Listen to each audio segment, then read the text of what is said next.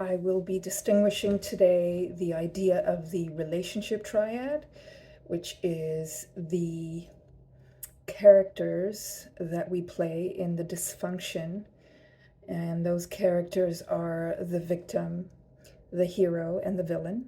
And we've all been all three. I know the victim very well. I was there for many years and then turned into hero and was there for less years, but it was more of a shock to realize that one. What they all have in common is that they are all trying to get love from the outside. They all do not live the truth of being love, of being a source of their own love. The victim gets love by being rescued and getting attention from the hero.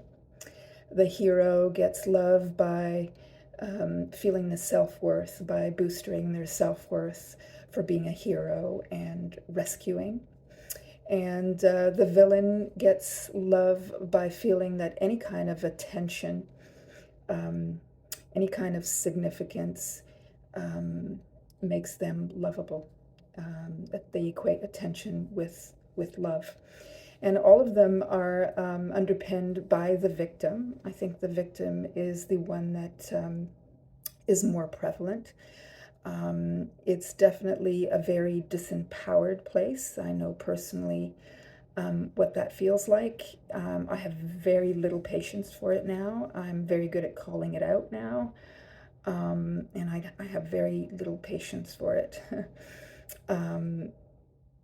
The hero is, I think, the hardest one to see in oneself, because you're a hero. You think you're helping, you think you're being loving, and meanwhile what you're doing is reinforcing the idea that the victim cannot help themselves.